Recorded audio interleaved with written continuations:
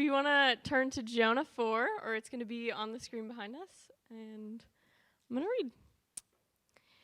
But it displeased Jonah exceedingly, and he was angry. And he prayed to the Lord and said, O Lord, is not this what I said when I was yet in my country? This is why I made haste to flee to Tarshish, for I knew that you were a gracious God and merciful, slow to anger and abounding in steadfast love, and relenting from disaster. Therefore, now, O Lord, please take my life from me, for it is better for me to die than to live. And the Lord said, Do you do well to be angry? Jonah went out of the city and sat to the east of the city and made a booth for himself there. He sat under it in the shade till he should see what would come of the city. Now the Lord God appointed a plant and made it come over Jonah that it might be a shade for his head, to save him from his discomfort. So Jonah was exceedingly glad because of the plant. But when dawn came up the next day, God appointed a worm to attack the plant so that it withered. When the sun rose, God appointed a scorching east wind, and the sun beat down on the head of Jonah so that he was faint. And he asked that he might die, and said, It is better for me to die than to live. But God said to Jonah, Do you do well to be angry for the plant? And he said, Yes, I do well to be angry, angry enough to die. And the Lord said, You pity the plant, for which you did not labor, nor did you make it grow, which came in being in a night and perished in a night. And should I not pity Nineveh, that great city in which it had more than 120,000 persons who do not know their right hand from their left, and also much cattle? Take it over, Josh Anderson. Hey, thanks. Before we get to looking at our story or text, a few announcements for you. Number one, this Wednesday night's our last night of worship as a church, and these are really important. And so I'm going to invite you once again, 6 to 7 p.m. If we have any hopes of being effective in our mission as a church, it starts when we get on our knees and pray, and when we lift up the name of Jesus in our singing and in our worship. These nights of worship are where the power comes to be able to accomplish what we want to accomplish. I would invite you out to night of worship this Wednesday night, 6 to 7 p.m. Second announcement I have actually involves what I'm wearing. We are going on a mission trip with our student ministries in July, and a way for us to fundraise so that students are able to go on this mission trip involves these t-shirts. You can not only have the satisfaction of knowing that you've supported a student or multiple students going on this mission trip by purchasing one of these, but you also get a really comfy t-shirt, and they look great too, I think. So if you would like, they're $25. You can see me after the service, and we would love to get you signed up for our pre-orders. We have youth sizes and adult sizes. Okay, that's it. I'm done with that. I had to do that, but I'm done with that now. And before I tell you this story, I do need to just give you a disclaimer. I'm not proud of this, but it helps explain what I need to explain. So I'm going to tell you this anyways, because we're friends and you're not going to judge me. Christmas Eve 2020, okay? Christmas Eve is just not too long ago, right? My wife and I and our kids, we went down to Bloomington to spend the morning with Cassie's mom.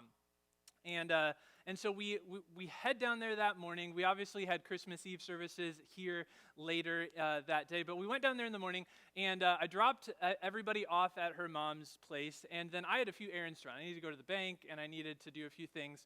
And while I was out running, my wife had been telling me for many weeks now that she would love a gingerbread latte from Starbucks. It's like her favorite drink. She hadn't gotten that yet this holiday season. And so I decided that I was going to try to earn some brownie points and get her this gingerbread latte from Starbucks. And so I go to the Starbucks, if you're familiar with Bloomington, I go to the Starbucks on Veterans in Washington. And I get in the drive-through, and there's always a line of cars at Starbucks, and today wasn't different.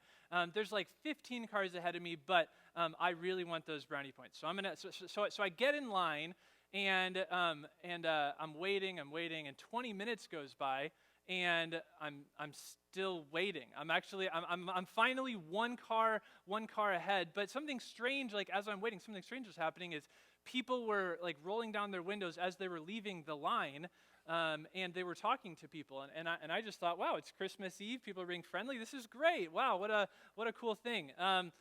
And I finally get to the on deck spot. The person in front of me is giving her order, and she's taking like 5 minutes to give her order. I used to work at that Starbucks actually, and so I understand that sometimes people buy 10 drinks and it takes a while, right?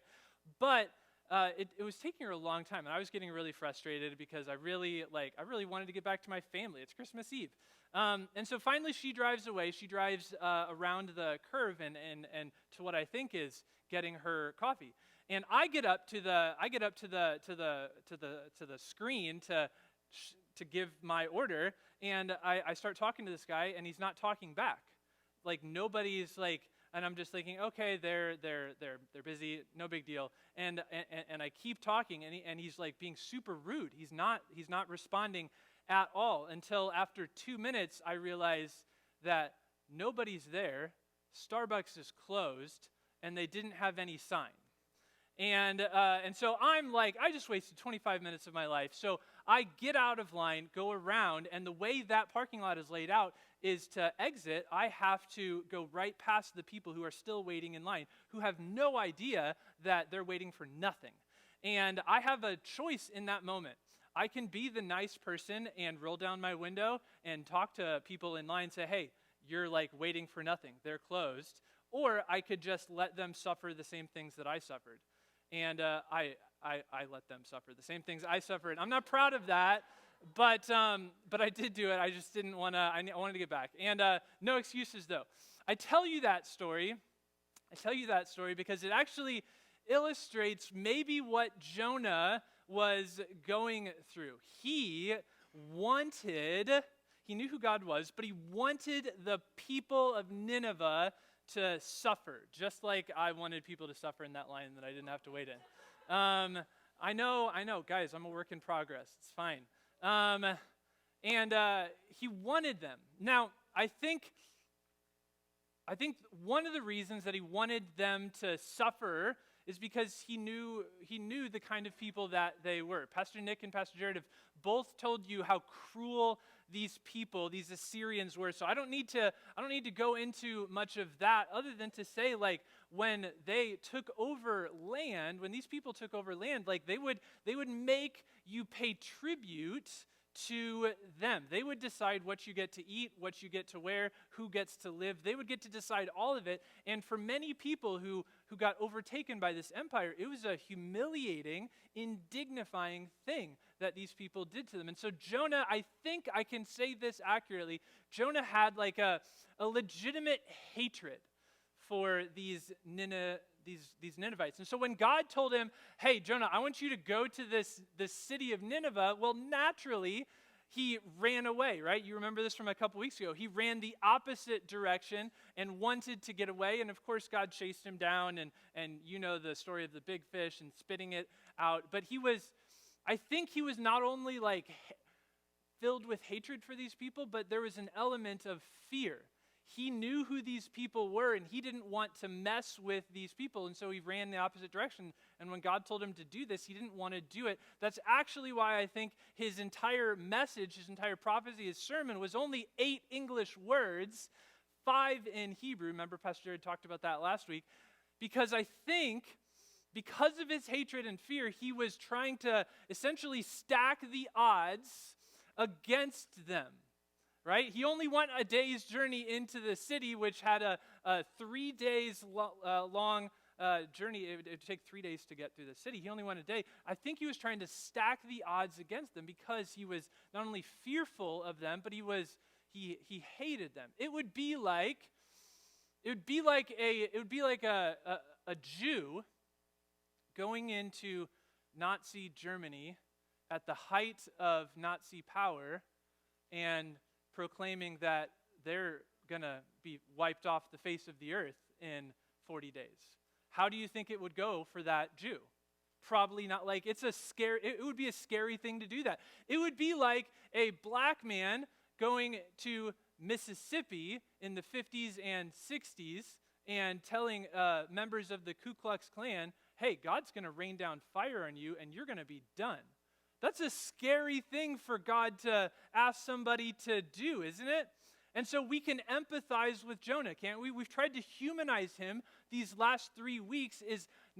Jonah's an imperfect hero. Jonah's much like us. He was asked to do something really hard, and he kind of did what maybe a lot of us would do and run away. And so when God finally relented of the disaster that he was going to do, Jonah wanted them to be punished, and God didn't punish him. It infuriated Jonah, right? He wanted to die. He was so angry, he wanted to die.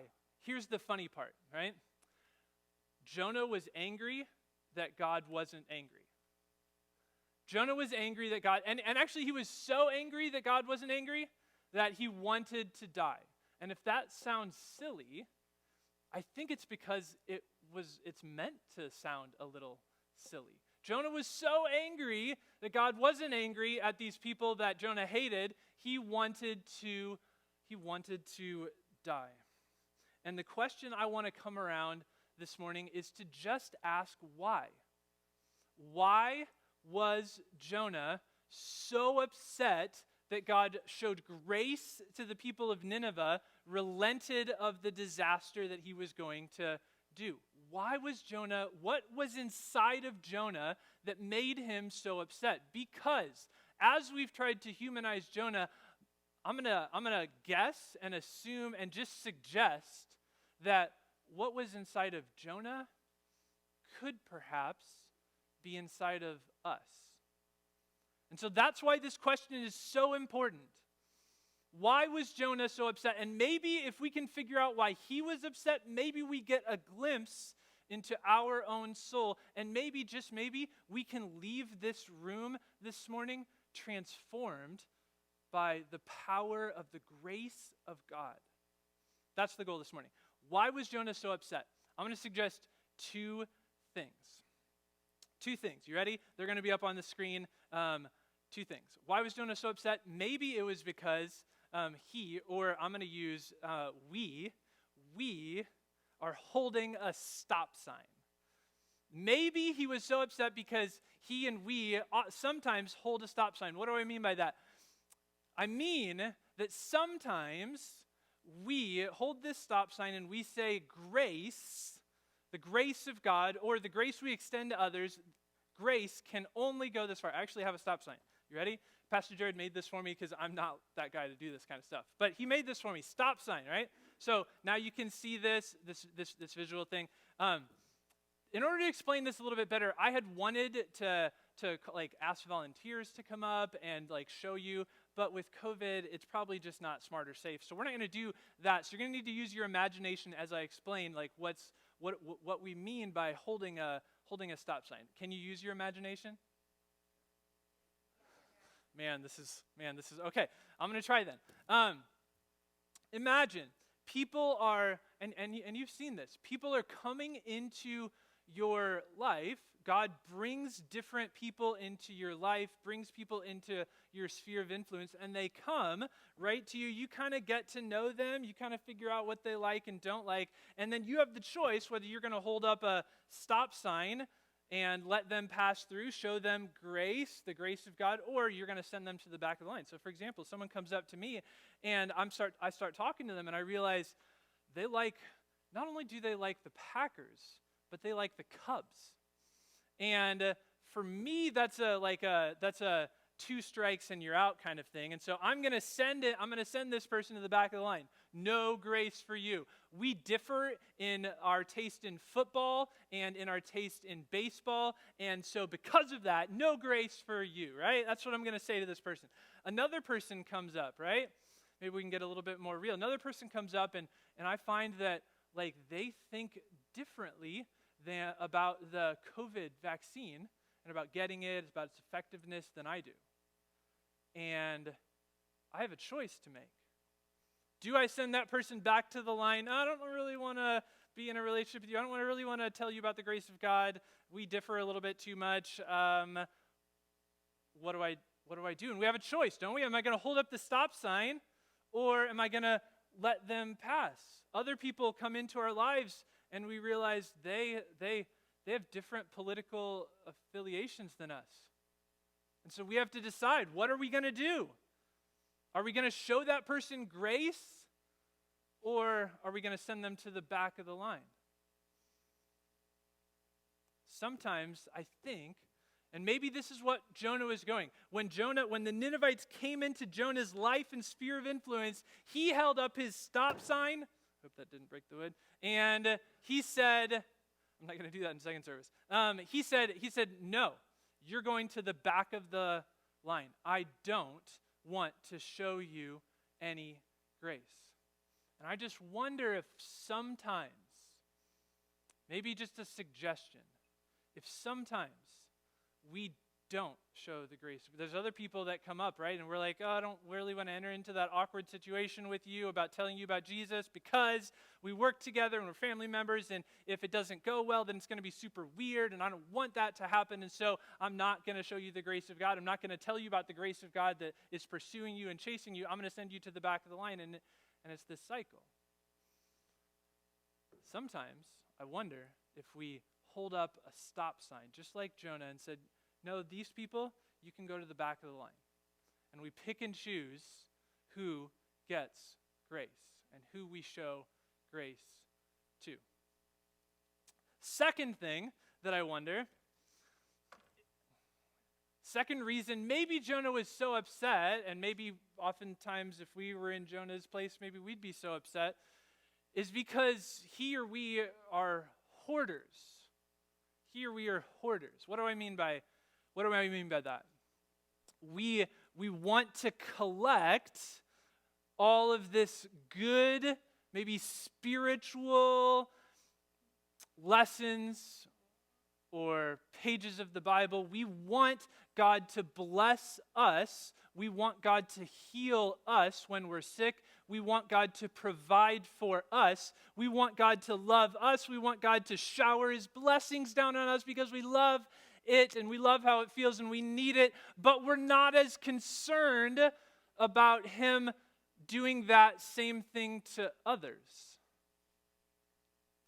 Good for me, and if you get around to them, God, great. Show them grace, heal them, provide for them, but first me. And I just wonder if some of the rooms of our souls are stacked real high and cluttered with the pages of the sermons we've listened to from all of the incredible men of God and speakers around the world. They're cluttered and filled with the pages of the Bible we've written or we've read and memorized even. They're cluttered with the lessons God has taught us. And the reason they're cluttered and the reason those stacks are so high, perhaps, is because we've not sent those out. We've not extended those. If God teaches us something, then oftentimes we keep it to ourselves, and that's great that God would do that for me, but maybe God gave you that and told you that and taught you that so that you can do that for somebody else, so that you can get rid of that paper, get rid of that lesson and give it to somebody else because maybe, just maybe, they need it. And I think some of the time we're hoarders. And I think that's what Jonah was dealing with. He was a hoarder. He knew. He says it, right? In those first few verses of chapter 4, he says, God, I knew who you were. I knew you were merciful. I knew you had steadfast love. I knew you were compassionate. I know you, and I've received your grace. But when it comes to extending your love, I'm actually so mad I want to die that you would do that. That's not how grace works. Let me tell you how grace works. This is my 1 point. Aren't you excited? A 1-point sermon. 1 point. Here it is. Love, this is how grace works. Catch this, please. I'm going to explain this, but just love received must result in love extended. Love received must result in love extended. Love received must result in love extended. Now, why do I say must? Catch this. This is so important. Why do I say must? Because when we receive the love of God and we don't extend it, then all of the sudden the grace of God becomes stale in your soul. And it loses its intended effect on your life. I want to say that again. When you just receive love and don't extend it, all of a sudden, it's not that the grace of God loses power. Oh, it doesn't lose power.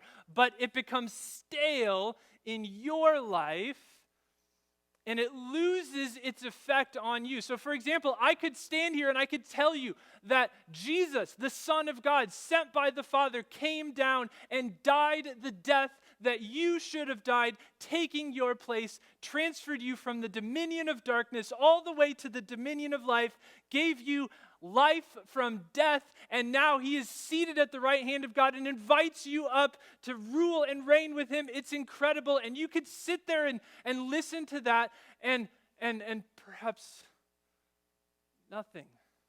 Oh yeah, I've heard that story before. Oh yeah, okay. That's the greatest, most unbelievable story, true story, that has ever taken place. And sometimes we can sit in services like this and we can hear of the grace of God and nothing happens in our heart or in our soul when we hear of this extravagant love of God for us. Love received must, for their sake, the ones you're extending it to, and for your own sake, love received must result in love extended. So, Corrie ten Boom. Corrie was born in 1892, which means at age 48, she was 48 years old when the Nazis took over the Netherlands, when the Nazis invaded her home in Amsterdam and they took over that country. Her father, Casper, was a watchmaker, and they were Christians. They had received the grace of God. They knew the grace of God. They loved God. They were Christians. And when the Nazis came in, they had a choice. Jews would find out that they were Christians, and Jews would come to their house and beg them for refuge. And so the ten Boom family for 4 years, much like Anne Frank's family, would house Jews on the run from the Gestapo, these Jews who the Nazis were trying to grab up, scoop up, and put into concentration camps. The ten Booms were a refuge for these Jews and for 4 years, until in February of 1944, one of their friends betrayed their family. And the Gestapo made their way into the ten Boom house, arrested Corrie and her sister Betsy, and shipped them back to Germany and put them in Ravensbrück concentration camp. I'm not going to go into what happened at Ravensbrück. If you've taken a history class, you know what goes on in a concentration camp. It was a women's labor camp. And over months, her sister Betsy developed a disease, and she passed away. Corrie thought the same was going to happen to her in this horrible place, until, by the grace of God, through a clerical error, Corrie was released only 1 week before the Nazis sent Corrie's entire age group of women to the gas chamber. God rescued Corrie, and she tells this story of her coming back to Nazi Germany after the war and preaching the gospel of grace. I want to read for you this story. I can't tell it any better than she writes it. And so will you just take a listen to this story? It was 1947, and I had come home from Holland to defeated Germany with the message that God forgives. When we confess our sins, I said, God cast them into the deepest ocean, gone forever. And that's when I saw him, working his way forward against the others. One moment I saw the overcoat and the brown hat, the next a blue uniform and a visored cap with its skull and crossbones. It came back with a rush. The huge room with its harsh overhead lights, the pathetic pile of dresses and shoes in the center of the floor, the shame of walking naked past this man. I could see my sister's frail form ahead of me, ribs sharp beneath the parchment skin. Betsy, how thin you were. Betsy and I had been arrested for concealing Jews in our home during the Nazi occupation of Holland, and this man had been a guard at Ravensbrück concentration camp where we were sent. Now he was in front of me, hand thrust out. A fine message, Fraulein. How good it is to know that you, as you say, all our sins are at the bottom of the sea.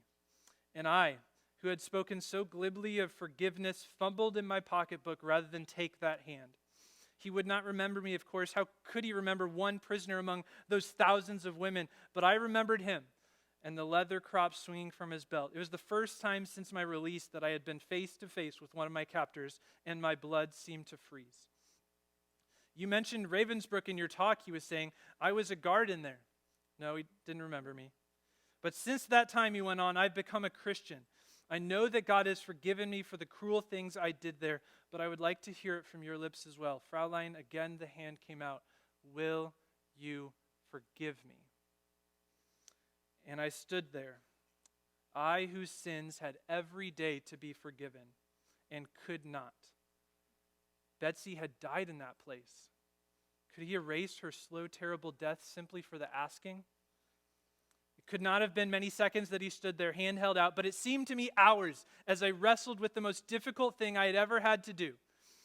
And still I stood there with the coldness clutching my heart. But forgiveness is not an emotion. I knew that too. Forgiveness is an act of the will, and the will can function regardless of the temperature of the heart. Jesus, help me, I prayed silently. I can lift my hand. I can do that much. You supply the feeling. And so woodenly, mechanically, I thrust my hand into the one stretched out to me. And as I did, an incredible thing took place. The current started in my shoulder, raced down my arm, sprang into our joined hands, and then this healing warmth seemed to flood my whole being, bringing tears to my eyes. I forgive you, brother, I cried, with all my heart. For a long moment, we grasped each other's hands, the former guard and the former prisoner. I had never known God's love so intensely as I did then. Love received must result in love extended. So John Perkins was born in 1930, and at 7 months old, his mother passed away. His father then abandoned his family, and he was raised by his grandma. And at age 17, John's older brother, Clyde, was killed. And fearing for John's life, his grandmother told him that he had to leave Mississippi, where he grew up. He had to leave. He had to get out of there. She was scared for his life. And so John, having nobody and nothing, made his way to Southern California. And he lived there for a while. He actually met his wife, Vera May, in California. He was shipped off to the Korean War and spent 6 years serving in Korean War times. And when he got back, his son, Spencer, who had been going to this church in Southern California, brought his dad to church. And it was there in that church that John heard for the very first time about the grace of God that was extended to him. And John immediately received this grace. He trusted Jesus as his Lord and Savior. And from that day on, John was not the same. He actually knew from that moment that he had a calling to go back to Mississippi and to love the persecuted population of Mississippi. And so that's what he did. He moved his entire family in 1960 back to Mississippi. And he tells a story in his book, With Justice for All, of there was one night where him and a bunch of pastors had just gotten done from a conference that they were doing, a bunch of black pastors, and they got pulled over by a police officer that night. And very soon after, the police officer started beating them and threw all the pastors in jail. In jail, the beatings only continued and gotten worse. And he says in his book that as they were beating John, God gave him a moment of clarity. And God helped show John what hate had done to these men. And John began to pity them. And it was that moment that John said that, God, if you would get me out of this alive, and he didn't know if he'd get out alive, if you would get me out of this jail alive, I will go and preach a gospel of grace that extends even to whites. And that's what John did. For his entire life, John went to former members of the Ku Klux Klan, and offered them grace and forgiveness. He even wrote a book called He's My Brother with a former Klansman. John, even though he was a third-grade dropout, has received 16 honorary doctorates to his name for his work, his passionate work in extending the grace of God. Love received, when we receive it for their own good and for our good, must be extended. It must. It must, it must, it must. Jonah struggled to see how this grace works. But here's the beautiful thing about God. Jonah asked to die, and God could have said, okay, I'm going to snap my fingers and you're dead. You want to die for being angry that I'm not angry? Fine. I'm going to give you what you asked. But that's not our God. Instead, God enters into a conversation and gives him an actual real-life opportunity to learn and to grow. What a kind God we have. Even in the middle of our hypocrisy, he's patient with us, and he was patient with Jonah. And so God brings a plant. God brings a plant, and he puts it over Jonah as Jonah goes out to the city to see and hope if God will still rain fire down on it. God brings a plant, and remember the story? Jonah was exceedingly glad that this plant in this shade, it felt cool. It gave him rest. It was enjoyable, right? It was good for his soul. The shade was. And then, remember, God appoints a worm, and this worm eats the plant, withers it away. God brings a scorching east wind, so the sun is beating down on Jonah, and Jonah's so miserable again that he's like, God, I want to die. And God's like, is this helpful for you to be angry? And Jonah's like, yes, it is. I want to die. And God, in this book, ends with a question. And God says, should I not pity these people, 120,000 of them, who don't know their right hand from their left? Don't forget about the cattle too, God says, right? Like, should I not pity them? What's God saying? In other words, Jonah, do you remember what that shade felt like? Do you remember? That's what grace feels like. Cool, refreshing, restful. Do you remember what that felt like? Yeah. And then do you remember what it was like to not have that covering, to not experience that grace? That's what these people of Nineveh have been enduring their entire life. They've been in the scorching sun, and it's been beating down on them, and you're mad when they ask me for shade and I give it to them. You're mad at that? You're angry? And the book ends. And we don't know Jonah's response. And I think that's on purpose, because what matters is our response. Graham Staines was an Australian missionary. Graham, with his wife Gladys and their 3 kids, Esther, Timothy, and Philip, were called by God to go preach a gospel of grace to the Hindu people in India. And they went.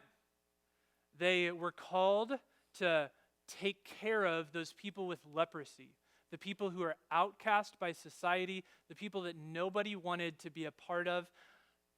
Graham Staines and his wife were called there. Graham and his two younger sons were on their way to a conference. They're on their way to go preach the gospel of grace to these Hindu people. And they pulled over in a certain town late at night because it was just too late, and they decided to sleep in their Jeep. And on January 23rd, 1999, 22 days ago yesterday, an angry mob surrounded their Jeep late at night and set fire to their Jeep, killing Graham and his two sons. This story made worldwide news. Every news outlet picked up this story. They were infuriated at what happened to Graham and his two sons. And it was only 2 days later that his new widow, Gladys, along with their only remaining child, Esther, stepped up to the worldwide mic. Reporters everywhere wondering what she was going to do. Was she going to condemn the actions of the people who killed her family? That would be understandable. Instead, Gladys Staines offered immediate forgiveness and grace to the people who murdered her family. Not only that, she continued her work in India. She continued loving the people there. Why? Because she understood how the grace of God works. Love received must, for your sake and for theirs, result in love extended. So the question this morning is, where does your love stop? Where does your love stop? Let me leave you with some hope. Imagine a world where we decided to put down, or if I could break this, I would, but I'm not going to, where we decided to put down our stop signs, where we decided to, you know what, for me in my house, like I'm not going to stop at any particular person of any particular affiliation. I'm going to extend the grace of God to everybody. God can figure out the whole judgment thing. I'm going to love them. I'm going to extend the grace. Anything God gives me, I'm going to let it flow out of me. Imagine a church where that was the case of every single partner. Every single partner, whenever God put something into them, extended it outwards. Imagine how bright that church would be. Imagine.